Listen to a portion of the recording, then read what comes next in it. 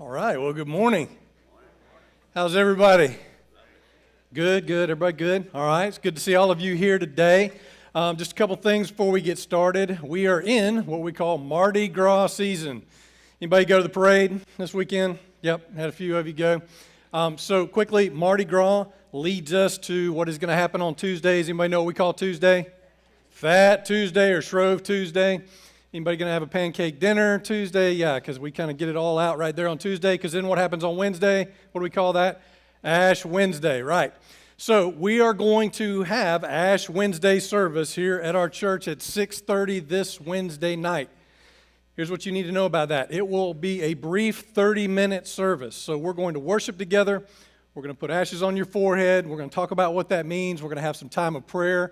And it's going to be a great way to kick off this Lent season. Lent is the season that takes us all the way to Easter, and we'll have a phenomenal celebration on Easter Sunday. But that begins this Wednesday.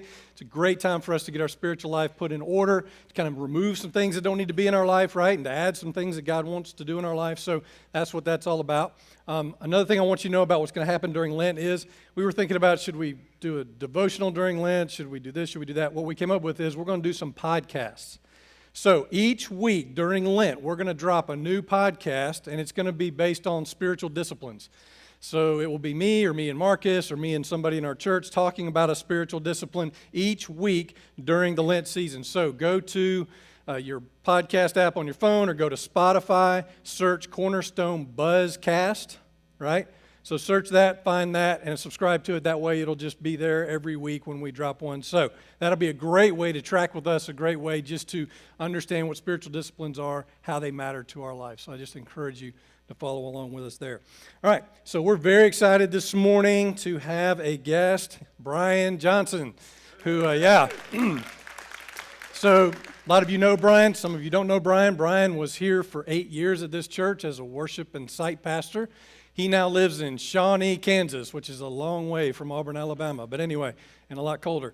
But he lives out there. He's married to Kristen. They've been married for 15 years. They have 5 children. Cash, McKelvey, Jude, Collier, and Whit. I got them all in. All right, that was great. And so pray for him. And yeah. Well, especially pray for Kristen because of him. But anyway, that's a whole other thing. But Brian serves as a pastor at a movement, I think of it more of as a movement, called KC Underground. It's a network of churches, of micro-churches around the Kansas City area. Brian serves with Rob Wegner and Brian Phipps. You might recognize those names if you're in our Find Your Place groups because they are the authors of the book, Find Your Place. And Brian has been a part of helping shape Find Your Place and all of that.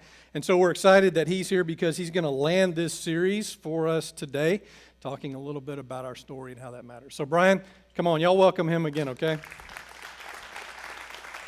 Thanks. Hello, brother. Well, good morning. It's so good to be back here. This is like home for me. I tell people all the time, it's like, we live in Kansas City, but there's still so much a part of our story that feels like this is home. And I'm so thankful that we can say that so much of our story is embedded in this place and in the stories that happened here. And Kristen and I spent 8 of the best years of our life here. So we do have 5 kids, and they're all doing really well, and I started to put a picture up, but then I realized most of you might not even know who I am or care about that picture. So also, they said I had 28 minutes, so we have to fly through a lot of things. And I'm probably going to lose my place a couple of times, so just bear with me. Yeah, that's right. Well done. It was a solid dad joke right there at the beginning.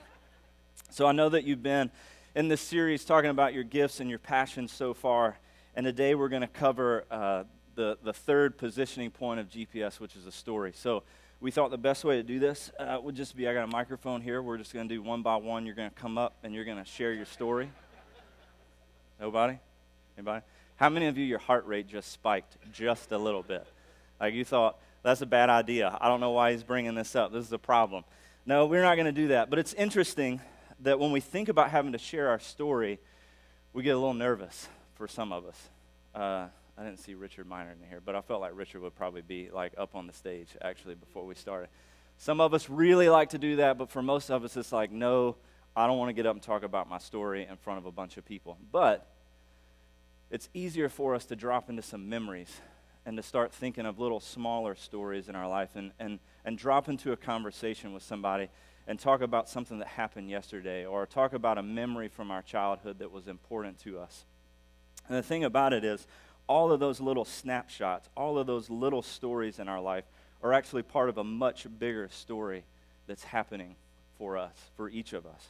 All of those little snapshots actually work together to build a much larger narrative in our life, because our life is a story. Like, we have to start there and believe this together, that your life, my life, is a story. From the moment we entered this world to the present, a story was being written. And your story is connected to a lot of other people's stories. And oftentimes it's hard for us to really see the beauty and the wonder of our own story because we are the main character experiencing it as we go along. But I want you to hear it again, that your life is not just a series of events and facts. Your life is actually a weaving together of events and facts that make a beautiful, grand narrative. And with a listening ear, attuned to the Spirit, meaning emerges out of our stories. And in our story, we're actually a part of a much bigger story, which is God's story. And He's inviting us to take part in that story. But the question for today is, do you know how to interpret your story? Do you know how to look into your life, kind of rise above it to the 30,000-foot level, see all of those little snapshots and how they fit together, and see what Jesus is doing in you to see this masterpiece mission?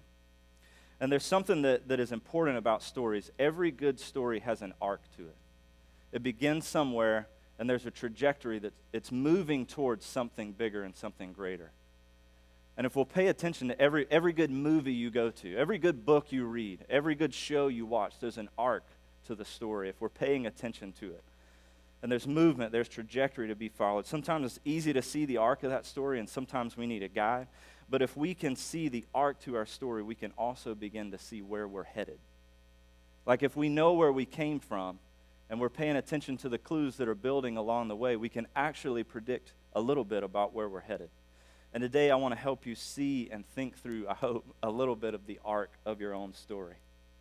But to understand the arc of your story, you actually have to go backwards in order to go forwards. If we don't really know where we came from and all of those smaller stories that shaped who we are and what makes us, us, we'll never really be able to fully see the way that Jesus is working in us. Every memory we have is a clue that we should pay attention to.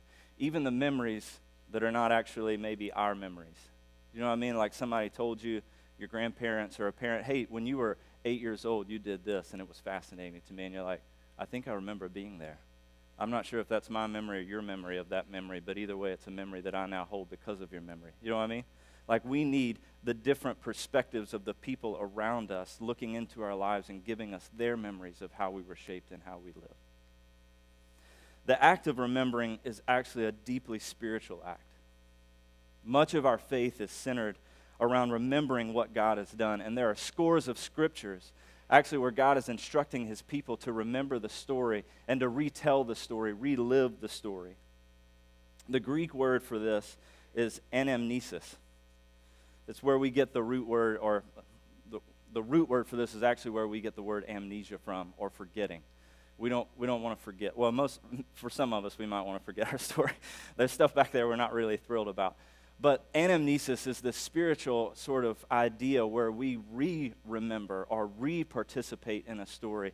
And we're doing it in such a way that we sort of enter in the spiritual plane where we're living the story again and meaning begins to emerge in a new way. And that's what I want to encourage you to do today, is step back into your story and begin to think of all the little things that make you, you. The first place I want to take you is the Gospel of Matthew. It's not going to be on the screen. I kind of took a different direction, and I didn't get notes in time. So if you want to turn to the Gospel of Matthew, you can do that. We're just going to look at a few verses there, then we're going to skip to Luke, and then we're going to come back to Matthew. It'll be fun, I promise. So when we look at the Gospel of Matthew, Matthew is actually remembering the story of Jesus. And this past Christmas, this was sort of a profound experience for me as I was paying attention just to the genealogy that's written here and what Matthew is actually doing as he retells the story, and anamnesis is whatever. This, and re-participates in the story of Jesus. Look what he does in Matthew 1:1. It says, a record of the genealogy of Jesus Christ, the son of David, the son of Abraham. Matthew doesn't take us to Bethlehem first. Where does he take us? All the way back to the beginning. Why does Matthew do that? Because Matthew's actually going back in order to go forward. Matthew's telling us that Jesus is part of a narrative that is far bigger than just a moment right outside of this town of Bethlehem and this young couple having this baby. Matthew is telling us that there is a grand narrative that is taking place, and we need to pay attention to it. And he starts with, he's the son of David, so he jumps back about 14 generations, who is the son of Abraham, jumping back like another 14 generations or so. Like he's saying, this is big, and he's setting the foundation point for the arc of the story. And then Matthew does this. He begins to list some of the greatest names in the people of Israel's history. Abraham was the father of Isaac. Isaac was the father of Jacob. Jacob was the father of Judah and his brothers. Judah, the father of Perez, and Zerah, whose name was Tamar. I'm not going to keep trying to pronounce these, but you get the point. Like, he went way back, and he starts listing these names. These are actually just snapshots, like we have memories in our life. He's not telling the whole story, right? He's just listing a name. But what's fascinating is for the people of Israel, as they would have heard this story, as they would have heard this narrative and those names, they would have in their mind, because this is what our mind does, right? When somebody starts telling a story that starts constructing that world and we start imagining ourselves in that story, the people of Israel, as they're listening to Matthew tell this story, would have put themselves in that story and would have remembered the rest of it. Like when they hear the name in verse 5, Boaz, they would have thought of Ruth and Naomi and the entire story about Ruth and Naomi and how Boaz was actually a kinsman redeemer and what that means in the nation of Israel. When they heard about King David, they would have thought about his whole life and how this was like the high point for the people of Israel. When they heard about Josiah, who's listed in here, they would have thought that's that 8-year-old boy king that led the people of Israel back to the law among a whole bunch of really bad kings, right? They're able to fill out this whole narrative just with a name. Matthew's just listing names, but they're filling out the story. And these stories told a bigger story of who Jesus was and why he was here. That's what's so fascinating about this. Matthew had to go back to project the arc of the story forward. So we're going to come back to that. Right now I want to jump to Luke. And we're going to jump in with our story a little bit because, again, we have a story. And to tell our story, we also need to go back to go forward. But I want to give you a picture of how we can do this. And to understand our story, we believe that two of the biggest clues into understanding our story is our blessedness and our brokenness. We need to pay attention to the places of pain and our places of progress, to the places of suffering, and to the places of success. And we're going to go to Luke 24 and just kind of look through this story of the journey to Emmaus. Many of you are familiar with this story, Luke 24, 15 through 31.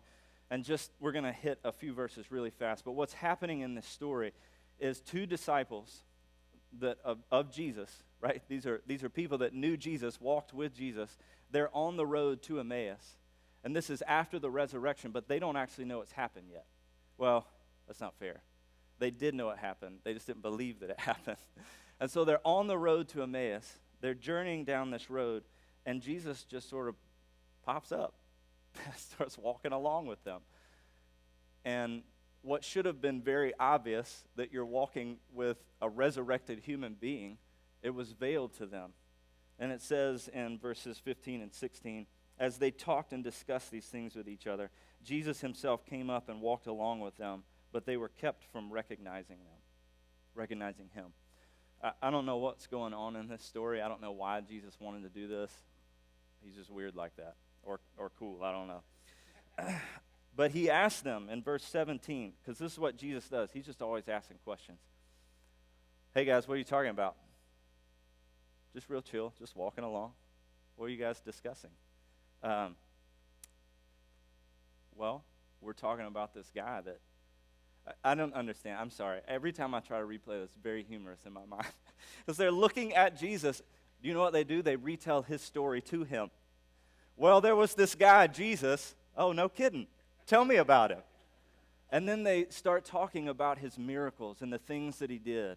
And they say, were you not there? Have you not been near Jerusalem? It's sort of offensive in a way, like, hey, bright guy, where have you been? Like the most significant thing in all of history just happened. And we'll tell you your story for you. I don't know how Jesus kept a straight face through this, but whatever. And instead of saying, hey guys, it's me, I was there, he's kind of disappointed in them.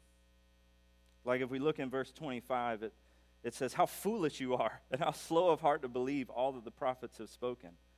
Did not the Christ have to suffer these things and then enter his glory? And then do you know what Jesus does? He also retells the story. This is the second time it's happened in the same story. This is what it says, and beginning with Moses and the prophets. So these guys are telling the story, and they start with Jesus. But Jesus says, hey, let's actually go way back over here, and let me replay the story for you again and show you this from a different perspective. And beginning with Moses and all the prophets, he explained what was said concerning himself. I know that you guys tried to tell me my story, and now I'm going to tell you my story. And I'm going to illuminate this thing for you. And these disciples, they had all the pieces of the puzzle. They had heard those stories that Jesus started telling them from very early on in their life. They might have even memorized several of them, but they couldn't see how these puzzle pieces fit together. They didn't really understand it because they had seen it from this angle, and they needed Jesus to show it to them from a different angle. The interesting thing is they still don't know who he is. It says that they were still blind to this, and it says Jesus acted like he was going to go on. I don't know what that moment was like. He's like, what do you think? You know, and so it says they urge him to stay. They urge him to come in with them. And it says that Jesus sat down at the table with them, and he took the bread, and he blessed it, and he broke it. And their eyes were opened, and they recognized him because they had a memory of Jesus doing this once before. They had seen him bless bread, and they had seen him break bread, and they had seen him share this bread.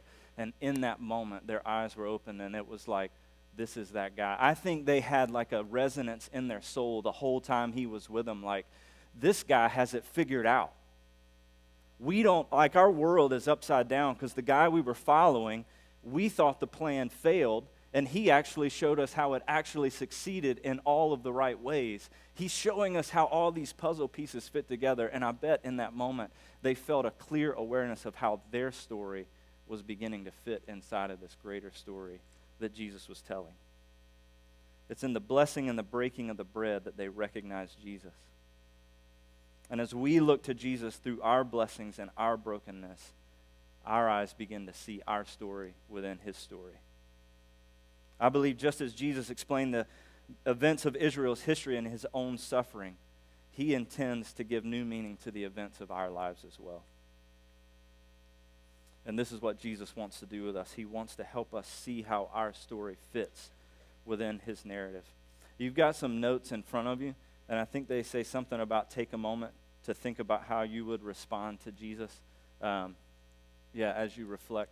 They didn't give me an hour, so we're not going to sit and reflect on that. I hope that you'll take some time this week, though, and look through those notes there. They're fantastic questions to think through and reflect on your life in light of who Jesus is. And I would encourage you to ask Jesus not to just let you see your stories the way that you've always seen them, but to begin to ask him to show you your story in light of who he is and what he's done in your life. Not to just listen to your thoughts, but to listen to what he would say, because only Jesus can rightly interpret your story for you. Again, the disciples in the story had seen it this way, and they needed Jesus to show them from this other angle. As we think through our stories for the sake of discovering our masterpiece mission, when we think about our gifts and our passion and how our stories align to it, as we think about that, what Jesus has for us, you may want to break your life up into seasons. This is something that's helpful for me as I begin to look back through my story as we've taken part in this, is to think like, what are the significant moments that happened in my childhood? What are the significant moments that happened in my youth, in my early adult? Depending on how old you are, in middle age, in senior years, what are all of those moments? And begin to write those down and think through all of those and what Jesus is doing in the times of joy and in times of difficulty, in times where we're celebrating and in the most broken and painful places. Now, when I need to go through a story quickly, which does not happen often, if you know me.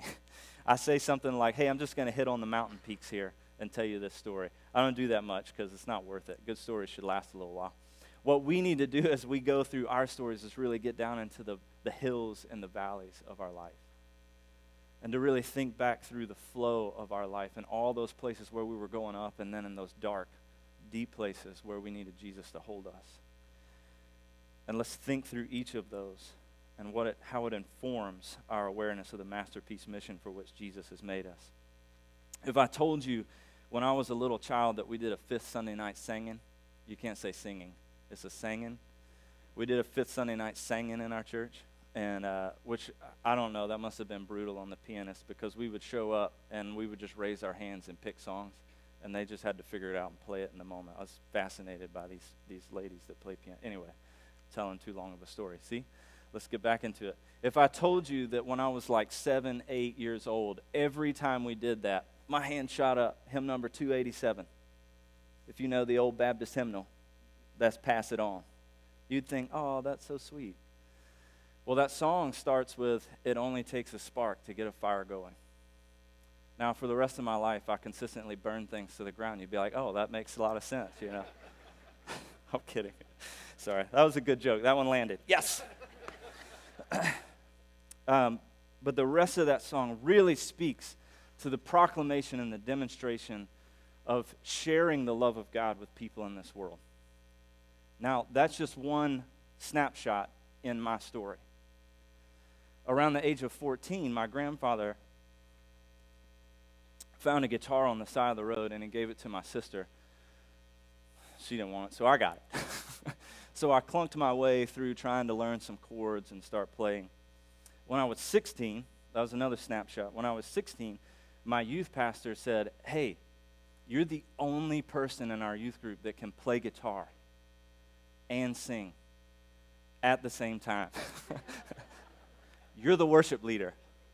That's another little snapshot. 2 years later, when I was 18, we were on mission on the streets of Philadelphia, first week of January of 2000. It was so cold.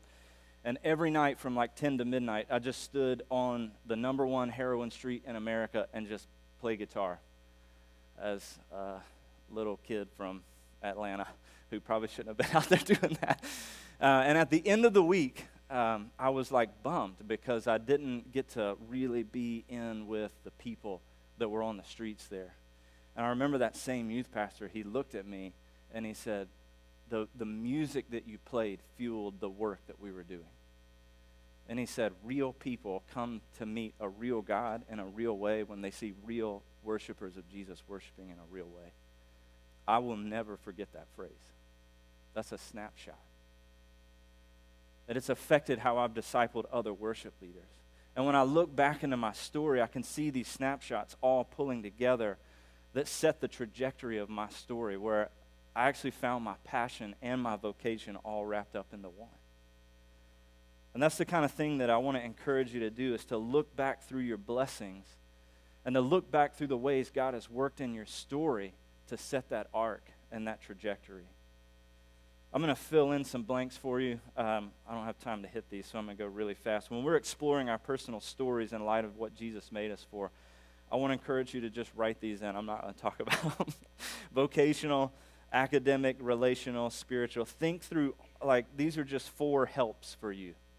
There may be others, but these are just 4 where it's like, think through these lenses. What have been the significant moments in light of your vocation, in light of your academic life, in light of relationships that you've had, spiritual moments? Like, my life has been marked very early on with a string of significant spiritual moments with Jesus that have affected how I influence others. So think through all those things and ask Jesus to show you the moments in your story from his perspective. So, all right, that was the fun part. That was kind of the blessing. We hit that at a high moment. I don't really want to talk about brokenness. I could wrap it up. Unfortunately, it's in the brokenness and in the painful places of our life that we usually actually see the gold kind of mined. It's in the painful places where we usually see Jesus more at work, and we can identify more of how he wants to use our story in light of what he's doing in this world, how our masterpiece mission fits in with his narrative. In 2 Corinthians 1, 3 through 4, we read this: "Praise be to the God and Father of our Lord Jesus Christ, the Father of compassion and the God of all comfort, who comforts us so that we can comfort those in any trouble with the comfort we ourselves receive from God." Anybody want to take a guess at what that verse is about? Comfort. He said it like 18 times or something. It makes me think about Genesis 12, where God said to Abraham, "You're blessed to be a blessing." Here in the New Testament, he's saying, "I'm comforting you so that you'll comfort those who need comforting." Because in Jesus, we're not made to be these little cul-de-sacs where things just sit with us, but Jesus wants to flow through us out into the world. And he's saying, I want to comfort you in your painful places so that you can be redeemed in those places and then find other people who have the same pain and haven't met me and don't know how much they matter to me, and you can help them see redemption in their story because I want to use you for that. This is not an easy part of the journey. It's not an easy part to sit down and think through all the painful places of your life. And some of you, you're going to need Jesus to really hold you through this process. But I do believe that when we sit down and really think through these deep, painful places in our life, Jesus will show us exactly why we walk through those and how he wants to use them to inform our masterpiece mission. Another way to ask this question is, how has Jesus met me in my pain, and how can I reach into other lives that are experiencing that same pain and walk with them? Because we celebrate the fullness of Romans 8:28, which is this: and we know that in all things, not just the blessings and the joyful times, in all things, God works together for the good of those who love him and are called according to his purpose. And I believe we are called according to his purpose. He has a masterpiece mission for us. I tried to think through a couple of the painful places, and I thought, let's not get into that. I'll cry, you'll cry. You should do that on your own. You don't want to see me do that. But I thought of like two sort of pinpoints in my life that were not like the deep, painful habits and hang-ups and hurts that I've gone through, but just moments where Jesus was like, this. One of them was in my driveway on Eagle Circle here in Auburn, I don't know how many years ago, where a neighbor said to me, "You Christians, you make loving people a job." And it was like, whoa, here's a knife. Pull it out. That hurts. It was like a critique on my life. And he was right. Like, honestly, he was right. And it reshaped the trajectory of our family. Like, I remember going home that night and talking to Chris, and it was like, we have to live differently. If our neighbor thinks that, like, it's a job for us to love him, that's not good. And so since that moment, we have decided as a family, we're going to create extended families in any neighborhood we live in, and we've attempted to do that, and some beautiful stories have come out of it. Another would be the fact that we had triplets, and you might be like, hey, that sounds like a joyful blessing, and it is. However, the process leading up to it, there were some scary moments. There were moments filled with fear. There were nights where we had conversations that were like, that was hard. And if I took you to all those backstories and the fear that was there, you go, yeah, that sounds like that was a painful season. But it's also what shaped our lives in our neighborhoods of how we create extended spiritual families around us. Mainly because we just need a lot of people in our lives to help us with triplets. But the other half of it is because we know what it's like to have a big family, and we know how beautiful our family is, and we just want to invite people into it. And those were seasons where God was shaping us. When we look back on our story, they informed who we are now. Many of you, again, will have more painful stories, darker histories, and you need Jesus to hold you while you go through those. And I want to encourage you, when you sit down to really remember your story and how your gifts and your passions intersect with your story, go into the deepest, darkest places and ask Jesus to redeem those moments. So let's go back to Matthew. When we left there, Matthew was dropping names like Abraham, Isaac, Jacob, and everybody's feeling like, know those guys. Great stories, really important stories, like those, I'm in. But by the end of Matthew, remembering the story of Jesus, we don't hear names that we're super familiar with. Matthew starts getting into the rolling hills and the valleys of the narrative of Jesus. And Matthew starts telling us things like this in verse 16, and Jacob, the father of Joseph. Who? This is not the famous Jacob. This is some dude with no backstory. He just got into the list because he was Joseph's father. Who's Joseph? Anybody know? Carpenter, father of Jesus, kind of. Right? It's like, we don't know who this guy is. There's no backstory there. And then he's married to Mary. No backstory. Just some teenage girl. It's weird. It doesn't really make a lot of sense. And then when we look at where Jesus was born, it's like he's born in this cave barn thing. We don't really know what it was, Like Jesus could have chosen anywhere he's born, right? Like he gets the option where the rest of us didn't. And he didn't really plan it well. There was no room in the inn. Like Jesus, you created everything. You should have planned your birth a little better. But he didn't. It's like he chose these people in this moment, in this very obscure place, in this very obscure time. And I told you this last Christmas, I really spent some time going through this. And like the next thing is the birth announcement. It's not kings and queens. It's shepherds on the hills outside of Bethlehem. The lowest class of society that no one really wanted to hang out with. They're the only ones that get this magnificent birth announcement. And I kept thinking to myself, this doesn't make sense. But then I wondered, what if it does? See, in Matthew's narrative about Jesus, we're not actually even halfway through before we read Boaz, the father of Obed, whose mother was Ruth. Right before that, Salmon, the father of Boaz, whose mother was Rahab. Rahab was employed or was an owner of a brothel. This is Jesus' great-great-great-great-grandmother. Owner of a brothel. That's not clean. But they included it in the story. We talk about King David like he's this great dude. But bro had a past, right? I mean, he's a murderer. Like, we tend to whitewash this story and make it clean. But this is actually a very scandalous story to the first hearers. It included, for that day, it included women, foreigners, and sinners. And it ended with these two teenagers who were probably scared to death, having their first child in this barn cave thing at the edges of Bethlehem. And it's like, this is weird, but what if it does make sense? And this is how I began to make sense of it, because Matthew goes back and tells us this story, and it's full of actual scandal, and it's full of people at the margins, and it's full of ordinary people like us that we don't know their backstories to. What are the rest of the Gospels filled with? Jesus going to the margins, and Jesus going to the fringes, and Jesus going to the oppressed, and Jesus hanging out with people that are the lowest of society that nobody wants to hang out with. The trajectory of his own story is leading up to Jesus' ministry and showing us, like, I got this great past, and it's full of blessings, and it's full of people like Abraham, Isaac, and Jacob, who also had some weird things in their stories. But it's full of really ordinary people, too. And the trajectory was that Jesus went to these ordinary people, and he helped them see that their story was bigger than they thought it was. He helped them see that their story was important in light of his story, right? You see where I'm going with this? Like, this was fascinating to me.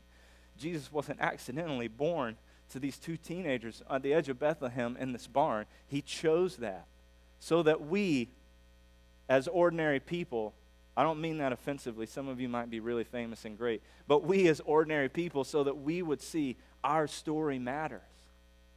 Our story is important.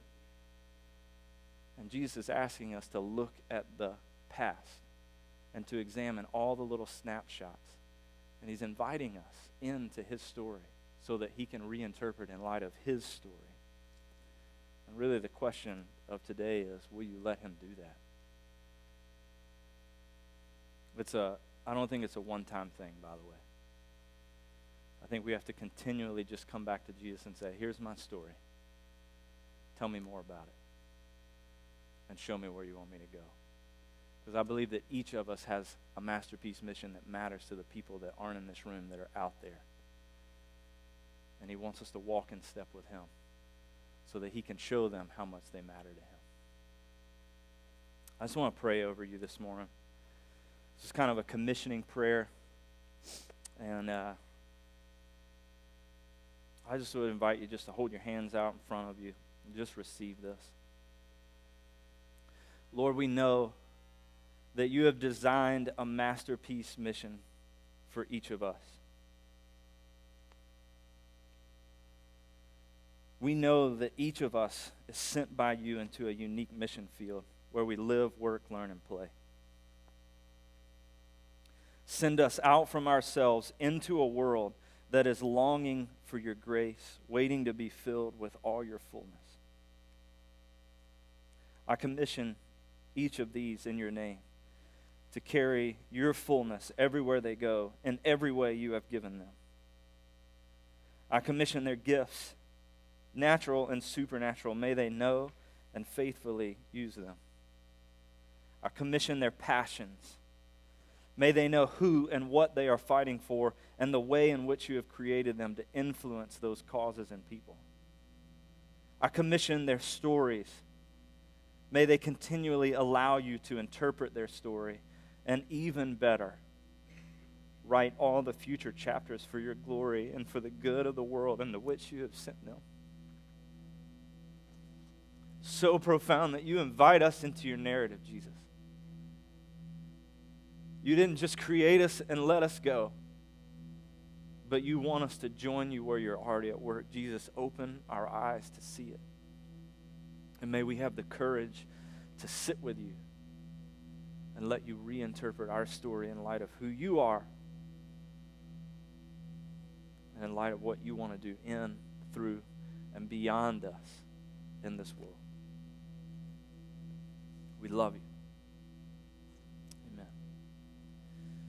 Let's invite you to stand as we continue to sing and worship.